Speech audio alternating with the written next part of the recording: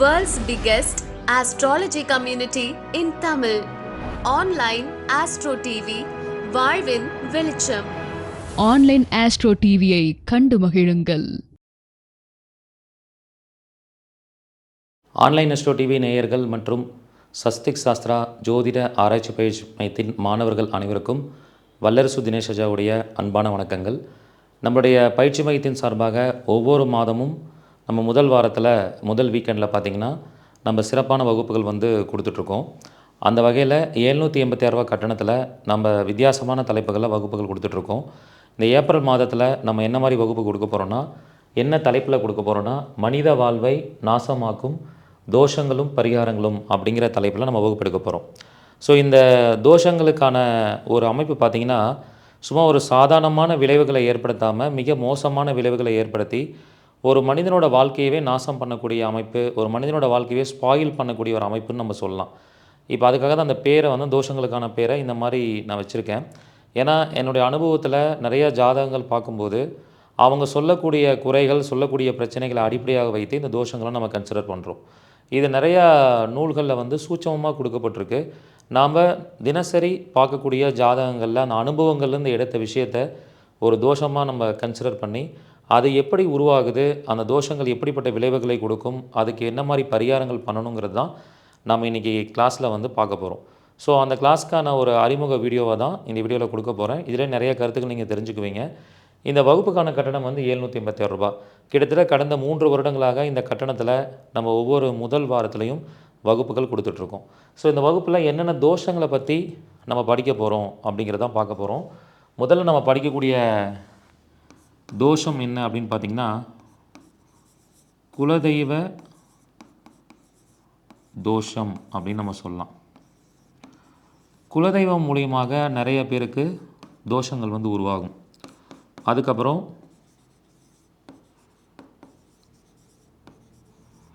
பூர்வீக சாபம் அல்லது ஊர் சாபம் அப்படின்னு சொல்லலாம்.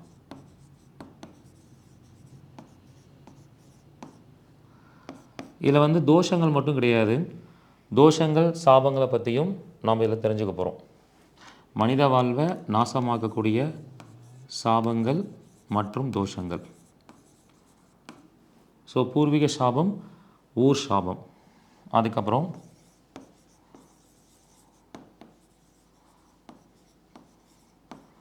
பெண் சாபம்,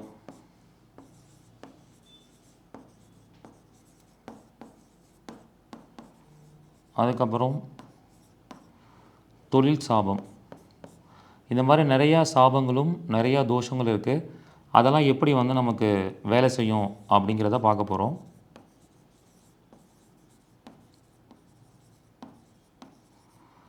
பொருளாதார குற்றம். குற்றம் அப்படின்னாலும் தோஷம் அப்படின்னாலும் ஒன்று தான். இதெல்லாம் நம்ம ரொம்ப டீட்டெயில்டாக நம்ம இந்த வகுப்பில் படிப்போம்.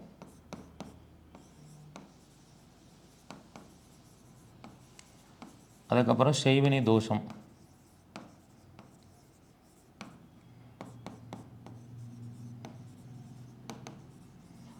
பித்ரு சாபம்,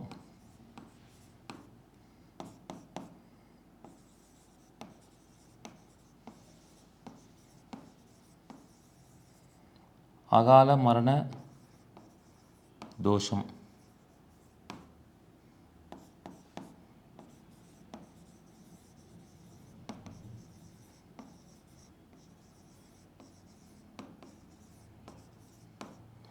மருத்துவ குற்றம். மருத்துவ குற்றம்னா மருத்துவ ரீதியாக ஒரு சாபமோ ஒரு தோஷத்தை பெறுவது தான் நம்ம மருத்துவ குற்றம் அப்படின்னு சொல்கிறோம். அதுக்கப்புறம் பார்த்திங்கன்னா சல்லிய தோஷம்,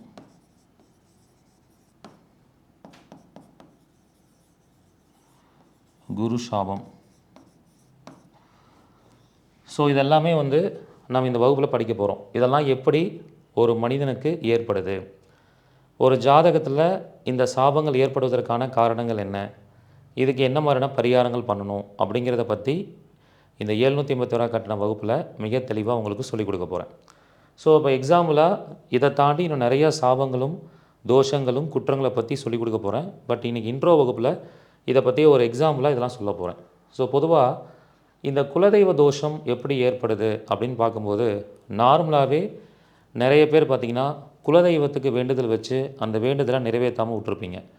அல்லது குலதெய்வ கோயிலுக்கு ஏதாவது ஒரு வகையில் நன்கொடை வழங்குறேன் அந்த மாதிரி சொல்லி வாக்கு கொடுத்துட்டு அதை கொடுக்காமல் விட்டுருப்பீங்க. குலதெய்வ கோயிலுக்கு வந்து தொடர்ச்சியாக உங்கள் பரம்பரையாக ஒரு வழக்கங்கள் இருக்கும். குலதெய்வ கோயிலுக்கு அபிஷேகம் பண்ணுற வழக்கம், குலதெய்வ கோயிலுக்கு பூஜை பண்ணுற வழக்கம், அல்லது அசைவ கடவுளாக இருந்தால் அந்த குலதெய்வ கோயிலுக்கு வந்து கெடா வெட்டுற வழக்கம் இருக்கும். அந்த வழக்கத்தை அடுத்து வரக்கூடிய தலைமுறைகள் கடைபிடிக்காமல் விட்டுருவாங்க. அதனால் என்ன ஆகும்னா குலதெய்வ தோஷம் வந்து ஏற்படும். இது ஒரு ஜாதகத்தில் நம்ம எப்படி பார்க்கலான்னா 5ஆம் பாவத்தை அடிப்படையாக வைத்து பார்க்கலாம். குறிப்பாக 5ஆம் அதிபதி 8ஆம் இடத்துல போய் அமர்ந்தாலோ, 5ஆம் அதிபதி 8ஆம் இடத்து அதிபதி சாரம் வாங்கினாலோ அவர்களுக்கு இந்த குலதெய்வ தோஷம் ஏற்படும். நிச்சயமாக குலதெய்வ தோஷம் இருக்கும்.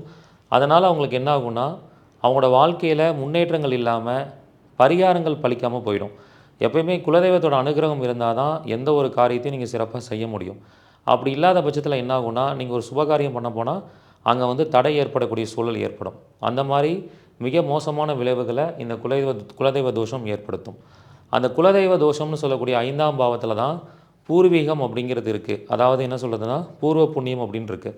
நீங்கள் முன்ஜென்மத்தில் என்ன மாதிரியான புண்ணியங்கள் பண்ணியிருக்கீங்களோ அந்த புண்ணியத்துக்கான முழுமையான நல்ல பலன்களை நீங்கள் அனுபவிக்கணும்னா இந்த குலதெய்வத்தோட அனுகிரகம் இருக்கணும். அப்போ குலதெய்வ தோஷம் இருக்கிறவங்களுக்கு பூர்வ புண்ணியத்தில் செய்த நல்ல காரியங்கள் அதோடைய பலன்களை உங்களுக்கு அடையாமல் அதில் ஒரு தடை ஏற்பட்டுக்கிட்டே இருக்கும். ஸோ அப்படிப்பட்ட ஒரு அமைப்பு தான் குலதெய்வ தோஷம் அப்படின்னு சொல்கிறோம். அப்போ இதுக்கு என்ன மாதிரியான பரிகாரங்கள் பண்ணணும் அப்படின்னு பார்க்கும்போது பொதுவாகவே இந்த தோஷம் இருக்கிறவங்க குலதெய்வ கோயிலுக்கு மாதம் நீங்கள் சம்பாதிக்கக்கூடிய பணத்தில், வேலைக்கு போகிறீங்கன்னா மாதம் வாங்குற சம்பளத்தில், தொழில் பண்ணுறீங்கன்னா மாதம் உங்களுக்கு வரக்கூடிய வருமானத்தில் லாபத்தில் ஒரு பங்கை குலதெய்வத்துக்கு கொடுத்துடணும். அப்படி கொடுக்கறது ஒரு மிக சிறந்த பரிகாரம். இது இல்லாமல் இந்த குலதெய்வ தோஷத்துக்குன்னு சில கோயில்கள் இருக்குது. அந்த கோயிலுக்கு போகும்போது நிச்சயமாக உங்களுக்கு ஒரு நல்ல மாற்றம் ஏற்படும். அடுத்தது வந்து பூர்வீக சாபம், ஊர் சாபம். இந்த பூர்வீக சாபம், ஊர் சாபம் அப்படிங்கிறது என்னென்னா இது என்ன மாதிரியான நபர்களுக்கெல்லாம் வரும் அப்படின்னு சொல்லி பார்க்கும்போது அவங்க ஒரு ஊரில் பிறந்து வளர்ந்துருப்பாங்க. அதை தான் வந்து பூர்வீகம்னு சொல்கிறோம். இப்போ ஒருத்தர் வந்து சென்னையில் போய் செட்டில் ஆகலாம், பெங்களூரில் செட்டில் ஆகலாம். ஆனால் அவங்க பிறந்த ஊர் ஒன்றா இருக்கும், வளர்ந்த ஊர் ஒன்றா இருக்கும், அல்லது பிறந்து வளர்ந்த ஊர் ஒன்றா இருக்கும். அதை தான் நம்ம என்னென்னு சொல்கிறோம், நம்மளோட நேட்டிவ் பிளேஸ்ன்னு சொல்கிறோம், நம்மளுடைய பூர்வீகம்னு சொல்கிறோம்.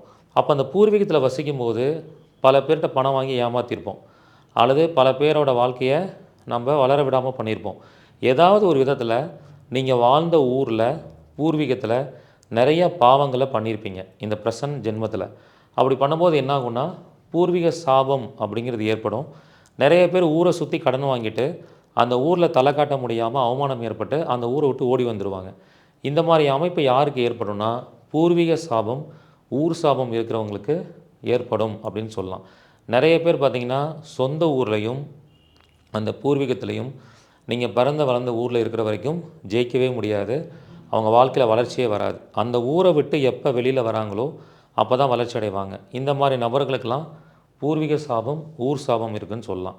இது எப்படி பார்க்கணுன்னா நம்ம ஜாதகத்தில் 4ஆம் பாவங்கிறது தான் வந்து பூர்வீக ஊர் அல்லது சொந்த ஊருன்னு சொல்கிறோம். அப்போ அந்த 4ஆம் பாவம் வந்து ஏதாவது ஒரு வகையில் கெட்டு போயிருக்கும். அப்படி கெட்டு போயிருந்தால் அவங்களுக்கு ஊர் சாபம் வரும், பூர்வீக சாபம் வரும். அப்போ 4ஆம் பாவத்துடைய கெட்டுப்போன பலனை நல்ல பலனாக மாற்றுவதற்கான பரிகாரங்களை வந்து நம்ம பண்ணணும். மோஸ்ட்லி இது யாருக்கு ஏற்படும்னா 4, 12 தொடர்பு இருக்கிறவங்களுக்கு இந்த பிரச்சனை ஏற்படும்.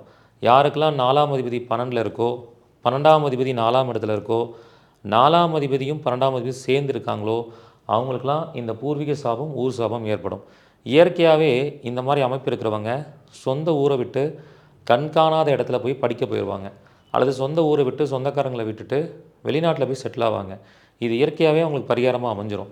அப்படி இல்லாமல் சொந்த ஊரில் இருக்கிறவங்க தான் இந்த சாபத்தால் நிறைய கஷ்டங்களை அனுபவிப்பாங்க. ஸோ இந்த மாதிரி அமைப்பு இருக்கிறவங்க கம்பல்சரி என்ன பண்ணணும் அப்படின்னா வெளிநாட்டில் போய் செட்டில் ஆகிடணும். ஸோ இப்படிப்பட்ட அமைப்புள்ளவர்கள் எந்த கடவுளை வணங்கினா இந்த ஊர் சாபம், பூர்வீக சாபம் குறையும் அப்படின்னா ஆஞ்சநேயரை வழிபாடு பண்ணணும். ஸோ ஆஞ்சநேயர் அப்படிங்கிறது வந்து வாயு தத்துவத்தை அடிப்படையாக கொண்டவர். நம்ம செய்த தவறுகள் காட்டின் மூலமாக தான் விமர்சனமாக மாறும். அப்போ ஆஞ்சநேயர் வழிபாடு பண்ணும்போது இந்த பூர்வீக சாபமும் ஊர் சாபமும் நமக்கு கொஞ்சம் குறையக்கூடிய வாய்ப்புகள் இருக்குது. ஸோ அவர் தான் வெளிநாடு போகிறதுக்கு உதவி பண்ணக்கூடிய ஒரு கடவுளும் கூட. அவர் தான் வந்து சொந்த ஊரை விட்டு வெளியூர் போன கடவுள். ஸோ அப்போ வந்து நீங்கள் ஆஞ்சநேயர் வழிபாடு பண்ணுறது மிக சிறப்பு. இதுக்கு சிறப்பான சில கோயில்களும் இருக்குது. அந்த கோயில்களுக்கு போகும்போது நிறைய மாற்றங்கள் இருக்குது. அதுக்கு சில பரிகாரங்கள் ஸ்பெசிஃபிக்காக ஹோமம் பூஜை முறைகளையும் நம்ம பண்ணலாம். ஸோ இந்த பரிகாரங்கள் பார்த்திங்கன்னா கொடுமுடியில் இதுக்கான பரிகாரங்கள் இருக்குது.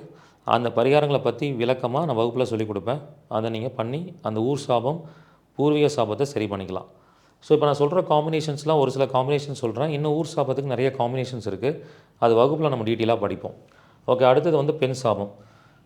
இந்த பெண் சாபத்தை பொறுத்த வரைக்கும் எந்தெந்த ஜாதகருக்கெல்லாம் ஏற்படும் அப்படின்னு பார்க்கும்போது, ஒரு ஆண் ஜாதகத்தில் மட்டும்தான் பெண் சாபம் ஏற்படும்னு எல்லாரும் வந்து நீங்கள் நினச்சிட்ருப்பீங்க.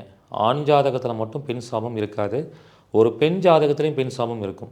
இப்போ இந்த ஆண் வந்து ஒரு பெண்ணுக்கு துரோகம் பண்ணுறதுனால, ஒரு பெண்ணோட சொத்தை அபகரிக்கிறனால, ஒரு பெண்ணை அவமானப்படுத்துறதுனால, ஒரு பெண்ணை ஏமாத்துறதுனால அவருக்கு பெண் சாபம் ஏற்படுது. அதே மாதிரி ஒரு பெண் வந்து தன்னோட தங்கச்சியாக இருக்கலாம், அக்காவாக இருக்கலாம், அவங்கள ஏமாத்துறது, அவங்களுக்கு தேவையான விஷயத்தை செய்யாமல் விடுறது, அதனாலையும் ஒரு பெண் இன்னொரு பெண்ணுக்கு சாபம் விடுவாங்க. அப்போ பெண் சாபங்கிறது ஆணுக்கும் இருக்குது, பெண்ணுக்கு இருக்குது. அது எப்படி நம்ம எடுக்கிறதுனா, பொதுவாக இந்த பெண் சாபத்தை குறிக்கக்கூடிய கிரகம் சுக்கிரன். சுக்கிரன் வந்து ராகு கேதுவோடு சேர்ந்திருந்தாலோ அல்லது ராகு கேது நட்சத்திரத்தில் இருந்தாலோ அவர்களுக்கு நிச்சயமாக பெண் சாபம் அப்படிங்கிறது இருக்கும். ஸோ அப்படிப்பட்ட அமைப்பு உள்ளவர்கள் அந்த பெண் சாபத்தை நிவர்த்தி பண்ணிக்கிறதுக்கு சுசீந்திரம் கோயிலுக்கு போகிறது ரொம்ப சிறப்பு. சுசீந்திரம் தானுமலேஸ்வரர் கோயிலுக்கு போயிட்டு வர்றது மிக சிறப்பு. அங்கே போயிட்டு வரும்போது பெண் சாபம் நிவர்த்தி ஆகும். இதுக்கு வேறு சில பரிகாரங்கள் இருக்குது. அதை பற்றி நான் வந்து வகுப்பில் உங்களுக்கு சொல்லிக் கொடுப்பேன். ஓகே, அடுத்தது வந்து தொழில் சாபம். தொழில் சாபத்தை பொறுத்த வரைக்கும் பார்த்திங்கன்னா, பொதுவாக இந்த தொழில் சாபம் அப்படிங்கிறது முதலாளியாக இருக்கிறவங்க தனக்கு கீழே வேலை பார்க்குறவங்களுக்கு ஒழுங்காக சம்பளம் கொடுக்க மாட்டாங்க. தனக்கு கீழே வேலை பார்க்குறவங்க வந்து ரொம்ப அடிமைத்தனமாக நடத்துவாங்க. ஸோ இந்த மாதிரி அவங்க மனசு காயப்பட்டு அவர்களுக்கு சாபம் விடுவாங்க. இந்த முதலாளி நல்லா இருக்கக்கூடாது, இந்த நிறுவனம் வளரக்கூடாதுன்னு சொல்லி அவங்களுடைய ஆள் மனசு அந்த மாதிரி சொல்லக்கூடிய சூழலுக்கு தள்ளப்படுவாங்க. அப்படி இருக்கக்கூடியவர்களுக்கு இந்த தொழில் சாபம் அப்படிங்கிறது இருக்கும். ஸோ இது எப்படி கண்டுபிடிக்கிறதுனா, ஒரு ஜாதகத்தில் சனி வந்து சுவாதி நட்சத்திரத்தில் இருந்தால் அல்லது 10ஆம் அதிபதி சுவாதி நட்சத்திரத்தில் இருந்தால் அவங்களுக்கு கண்டிப்பாக தொழில் சாபம் இருக்கும். அப்படி இருக்கக்கூடிய நபர்கள் வந்து பெரிய தொழில் நிறுவனத்தை உருவாக்கும் போது திடீர்னு சரிவை சந்திப்பாங்க. அவங்களுக்கு ஒழுங்கான எம்ப்ளாயீஸ் அமைய மாட்டாங்க. எம்ப்ளாயீஸ்னால தொந்தரவு இருந்துக்கிட்டே இருக்கும். தொழிலில் பெரிய வெற்றி அடைய முடியாது. ஒரு பெரிய லெவலில் நீங்கள் வேலை பார்க்குறீங்க அப்படின்னா கூட உங்களுக்கு மேலே இருக்கிற மேனேஜர் உங்களுக்கு டார்ச்சராக இருப்பாங்க. ஸோ அந்த மாதிரியான ஒரு அமைப்பு தொழில் சாபத்துக்கு இருக்குது. ஸோ இந்த தொழில் சாபத்தை நிவர்த்தி பண்ணிக்கணும் அப்படின்னா அதுக்குன்னு ஒரு பரிகாரம் இருக்குது. அந்த பரிகாரத்தை செய்யும்போது நிச்சயமாக தொழில் சாபத்தை நிவர்த்தி பண்ண முடியும். அதுக்கு ஒரு சிம்பிளாக நிறையா பரிகாரம் இருக்குது. ஒரே ஒரு பரிகாரம் சொல்கிறேன். வாழ்வியல் பரிகாரமாக உங்களுக்கு கீழே வேலை பார்க்குறவங்களுக்கு நீங்கள் அடிக்கடி வஸ்திர தானம் செஞ்சுக்கிட்டே இருக்கணும். வஸ்திர தானம் செய்யும்போது உங்களுக்கு தொழில் சாபம் அப்படிங்கிறது குறையும். ஓகே, அடுத்தது பொருளாதார குற்றம். இந்த பொருளாதார குற்றம் எப்படி ஏற்படுது அப்படின்னு பார்த்திங்கன்னா, பொதுவாகவே வந்து பொருளாதாரத்தில் நிறைய பேர் நாணயம் இல்லாமல் இருப்பாங்க. வாங்கின கடனை திருப்பி கொடுக்காமல் இருக்கிறது. ஒரு பார்ட்னர்ஷிப் பிஸ்னஸ் பண்ணும்போது பார்ட்னருக்கு தெரியாமல் அந்த கம்பெனியோட பணத்தை திருடுறது, தப்பான கணக்கு எழுதுறது, அந்த மாதிரி பொருளாதார ரீதியாக ஒரு குற்றம் புரிந்து அந்த பொருளாதாரம் குற்றம் புரியறதுனால ஒரு குடும்பமே அழிஞ்சு போகுது. ஒரு நபர் வந்து வாழ்க்கையில் ரொம்ப கீழே போயிடுறாரு, தற்கொலை பண்ணிக்கிறாரு. இந்த மாதிரி ஏதாவது ஒரு பொருளாதார குற்றத்தை புரிஞ்சிட்டோம்னா அது வந்து இந்த மாதிரி பொருளாதார குற்றமாக மாறுது. ஸோ இது எப்படி எடுக்கணும் அப்படின்னா, சதய நட்சத்திரம் காலபுருஷத்துடைய 11வது வீட்டில் வரக்கூடியது. அப்போ அந்த 11வது வீட்டில் வரக்கூடிய சதய நட்சத்திரத்தில் உங்களுக்கு குருவோ சுக்கிரனோ அல்லது 11ஆம் அதிபதியோ 2ஆம் அதிபதியோ உட்காந்தா இந்த பொருளாதார குற்றம் ஏற்படும். இப்படிப்பட்ட அமைப்புள்ளவர்கள் வாழ்க்கையில் ஒரு நாளாவது யாருக்கிட்டையாவது பண ரீதியாக ஏமாந்து போவீங்க அல்லது பண ரீதியான குற்றத்துக்கு நீங்கள் ஆளாவீங்க. திருடாத ஒரு பணத்தை திருடிட்டிங்கன்னு சொல்லி அவச்சொல் வரும். அந்த மாதிரியான விஷயங்கள்லாம் இந்த பொருளாதார குற்றத்தில் பார்க்கணும். ஸோ அந்த மாதிரி ஒரு அமைப்பை பண்ணவங்களுக்கு இப்படி நடக்கும். அப்போ அவங்க என்ன மாதிரி பரிகாரம் பண்ணிக்கணும் அப்படின்னு சொல்லி பார்க்கும்போது சதய நட்சத்திரத்துக்கு உண்டான பரிகாரத்தை அவங்க பண்ணணும். ஸோ இதுக்கு பரிகாரமாக வந்து கருப்பு திராட்சை தானம் செய்யலாம். எருமை மாட்டிற்கு மூக்குறான் கயிறை வாங்கி கொடுக்கலாம். மேலும் கொடுமுடியில் இதுக்கு சிறப்பான பரிகாரம் இருக்குது. அதுக்கு ப்ராப்பரான 4 நட்சத்திரங்கள் பார்த்து இந்த பரிகாரங்கள் பண்ணும்போது அவங்களுக்கு ஒரு மிகப்பெரிய மாற்றங்கள் ஏற்படும். பொருளாதார குற்றத்திலேருந்து வெளியில் வருவாங்க. ஓகே, அடுத்து செய்வனை தோஷம். இந்த செய்வனை தோஷம் அப்படிங்கிறது வந்து யாருடைய ஜாதகத்தில் பிரதிபலிக்கும் அப்படின்னா, பொதுவாக வந்து பிளாக் மேஜிக் அப்படிங்கிறத வந்து ஏதோ மாந்திரிகம் தாந்திரிகம் பண்ணுறது மட்டும் இல்லாமல் ஒருத்தர் நல்லா இருக்கக்கூடாதுன்னு நீங்கள் மனசளவில் நினைக்கிறீங்க, அவங்களுக்கு வந்து திஷ்டி ஏற்படுது, அவங்கள மனசளவில் நம்ம வந்து பொறாமை எண்ணத்தை தூண்டுறது, அல்லது வாய் சொல்லால் இவனுக்கு என்னப்பா நல்லா சம்பாதிக்கிறான், இவன் சீக்கிரமாக நல்லா இருக்கக்கூடாது அப்படின்னு சொல்கிறது, இந்த மாதிரி எல்லா விதமான விஷயங்களையும் இந்த செய்வினைக்குள்ளே கொண்டு வரலாம். அப்போ இந்த செய்வினைங்கிற அமைப்பு ஒரு ஜாதகத்தில் பார்த்தா என்ன காம்பினேஷனில் வரும் அப்படின்னு பார்க்கும்போது, செவ்வாய் ராகு சேர்க்கை இருந்தாலே அவங்களுக்கு செய்வினையோட தாக்கம் அதிகமாக இருக்கும். அதாவது கந்திஷ்டிகள் அதிகமாக இருக்கும், பொறாமைகள் அதிகமாக இருக்கும், நம்ம நல்லா இருக்கக்கூடாதுன்னு நினச்சி ஏதாவது பிளாக் மேஜிக் பண்ணுற சூழல்கள் அதிகமாக இருக்கும். அதே மாதிரி அஸ்வினி நட்சத்திரத்தில் பிறந்திருக்கிறவங்க, அஸ்வினி நட்சத்திரத்தில் கிரகம் இருக்கிறவங்களுக்கும் இந்த செய்வினை தோஷம் வந்து ரொம்ப அதிகமாக இருக்கும்னு சொல்லலாம். இந்த மாதிரி அமைப்பு இருக்கிறவங்க என்ன பண்ணணும் அப்படின்னு பார்த்தீங்கன்னா, அடிக்கடி திருவண்ணாமலையில் இருக்கக்கூடிய இடுக்கு பிள்ளையார், அந்த இடுக்கு பிள்ளையார் வந்து இடுக்கு சந்தில் உள்ளே பூந்து வெளியில் வருவாங்க. அதுக்குள்ளே போயிட்டு வெளியில் வந்தீங்கன்னா உங்களுக்கு எப்படிப்பட்ட செய்வினை தோஷம் இருந்தாலும் கிளியர் ஆகும். கிரிவலம் போகிறதும் ஒரு சிறந்த பரிகாரமாக இருக்கும். இன்னும் கொஞ்சம் பவர்ஃபுல்லாக சீக்கிரம் செய்வினை தோஷம் சரியாகணும்னா கொடுமுடியில் அதற்குன்னு சிறப்பான பரிகாரம் செய்யப்படுது. அந்த பரிகாரத்தை நீங்கள் செஞ்சுக்கணும். அப்படி செய்யும்போது ஒரு சிறப்பான மாற்றம் வந்து உங்களுக்கு கிடைக்கும். ஸோ அடுத்தது வந்து பார்த்திங்கன்னா பித்ருசாபம். இந்த பித்ருசாபங்கள் என்ன மாதிரி ஒரு அமைப்பை ஏற்படுதுன்னா, பொதுவாக பித்ருக்கள் அப்படின்னு எடுத்துக்கும் போது நம்முடைய முன்னோர்கள்னு அர்த்தம். நம்ம தாத்தா வழி, அப்பா வழின்னு சொல்லலாம். அதே மாதிரி நம்ம அம்மா வழின்னு சொல்லலாம். யாருக்கெல்லாம் சூரியன் ராகு சூரியன் கேது, சந்திரன் ராகு சந்திரன் கேது சேர்ந்துருக்கோ, தைத்துளை கர்ணத்தில் பிறந்திருக்கீங்களோ, மக நட்சத்திரத்தில் பிறந்திருக்கீங்களோ, மக நட்சத்திர கிரகம் இருக்கிறவங்களுக்கு இந்த பித்ரு சாபங்கள் ஏற்படும். இவங்க இயற்கையாகவே இறந்து போன முன்னோர்களுக்கு ப்ராப்பரான தர்ப்பணம் கொடுத்துருக்க மாட்டாங்க, வயசானவங்கள சரியாக பார்த்துருக்க மாட்டாங்க. அந்த மாதிரி குடும்பத்தில் பிறந்தவங்களுக்கு கண்டிப்பாக இந்த பித்ரு சாபம் வரும். இவங்க ப்ராப்பராக பித்ருக்களுடைய ஆத்மா சாந்தி அடைகிற மாதிரி ப்ராப்பரான பரிகாரங்களை எங்கே பண்ணிக்கணும்னா, திருவல்லம் பரசுராமர் சேத்திரத்தில் பண்ணிக்கணும். அதே கொடுமுடியிலையும், கொடுமுடி மக நட்சத்திரத்தோட இயக்கம் அந்த மகுடேஸ்வரர் கோயிலை அடிப்படையாக வச்சு பரிகாரங்கள் செய்யப்படுது. அதையும் நீங்கள் பண்ணிக்கிட்டால் இந்த பித்ரு சாபம் விலகிடும். அதுக்கப்புறம் அகால மரண தோஷம். இந்த அகால மரண தோஷம் அப்படின்னா, நிறையா ஃபேமிலியில் பார்த்திங்கன்னா இயற்கை மரணங்கள் இல்லாமல் அகால மரணங்கள் நிறைய நடக்கும். ஃபேமிலியில் வந்து சூசைட் பண்ணிக்கிறது, ஆக்சிடெண்ட்டில் இறந்து போகிறது, அல்லது வந்து ஒரு தீவிரமான ஒரு கொடிய நோய் வந்து ரொம்ப அவதிப்பட்டு இறக்கிறது, அல்லது அவங்க கொலை பண்ணிவிடுவாங்க அவங்கள. இந்த மாதிரி மரணங்கள் எல்லாமே அகால மரண தோஷம்னு சொல்கிறோம். இது எப்படி ஏற்படும் அப்படின்னு சொல்லி பார்த்திங்கன்னா, மாந்தி தொடர்பால் இந்த அகால மரண தோஷங்கள் ஏற்படும். ராகுகேது தொடர்பால் அகால மரண தோஷங்கள் ஏற்படும். மிக மோசமான அமைப்புகளை ஏற்படுத்தும். ஒரு ஜாதகத்தில் ஒரு கிரகத்தோட மாந்தி நெருங்கிய பாகையில் இருக்கக்கூடாது. அப்படி இருந்தால் அகால மரணத்தை கொடுக்கும். அதே மாதிரி பாதகாதிபதி, மாரகாதிபதி, அஷ்டமாதிபதி இந்த கிரகங்கள் ஒன்றோடு ஒன்று தொடர்பாக இருந்தாலும் அகால மரண தோஷம் ஏற்படும். இப்படிப்பட்ட அமைப்புள்ளவர்கள் என்ன பண்ணணும்னா, அந்த இறந்த ஆத்மாவுக்காக திருவல்லம் பரசுராமர் சேத்திரத்திலையோ அல்லது காசியிலையோ கண்டிப்பாக தர்ப்பணம் கொடுப்பது மிக சிறப்பு. அப்படி செய்யும்போது அவங்களுக்கு ஒரு நல்ல மாற்றம் அப்படிங்கிறது கிடைக்கும்.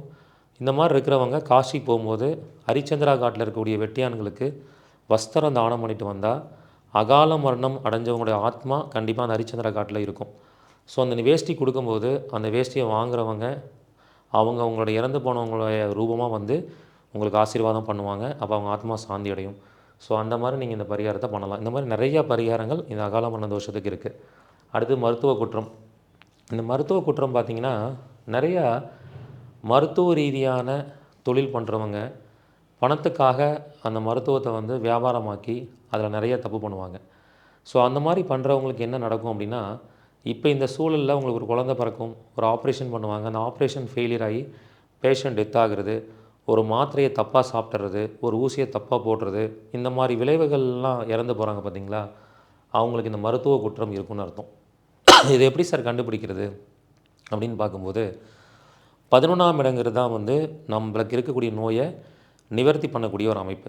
அப்போ அந்த நிவர்த்தி பண்ணக்கூடிய இடத்துல 11ஆம் பாவம் வலிமை இழந்து இருந்தால், 11ஆம் பாவம் வந்து 12ல் போய் மறைஞ்சிருச்சு, 8ல் போய் மறைஞ்சிருச்சு, 11ஆம் அதிபதி வந்து ஒரு நல்ல தாராபுரம்ல இல்லாமல் விபத்து தாரையில் போய் உட்காந்துட்டா அவர்களுக்கு மருத்துவ சிகிச்சையில் கண்டிப்பாக ஒரு பிரச்சனை வரும்.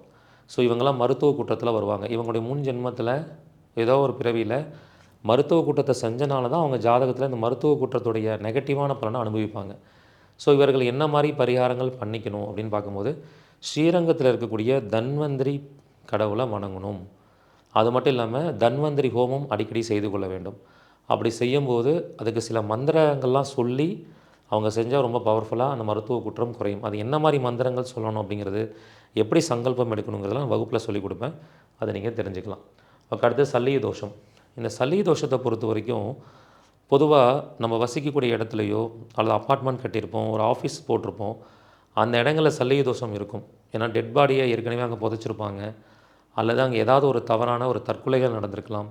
ஏதாவது ஒரு வகையில் ஒரு நெகட்டிவ் வைப்ரேஷன்ஸ் இருந்தால் அதை சல்லிய தோஷம்னு சொல்கிறோம். அல்லது ஒரு கிணறு இருந்திருக்கும், அல்லது கோயில் இருந்திருக்கும், அதை மூடியிருப்பாங்க, கிணறு மூடியிருப்பாங்க. ப்ராப்பரான ஒரு சாந்தி பண்ணாமல் அதை செய்கிறனால சல்லிய தோஷம் அப்படிங்கிறது ஏற்படுது. அப்போ இதை எப்படி நம்ம எடுத்துக்கிறது அப்படின்னு பார்க்கும்பொழுது, சல்லிய தோஷம் அப்படிங்கிற அமைப்பை வந்து நம்ம எப்படி புரிஞ்சுக்கணும் அப்படின்னா, நிலம் சார்ந்து இடம் சார்ந்து இருக்கக்கூடிய பிரச்சனை தான் சல்லிய தோஷம்னு சொல்கிறோம்.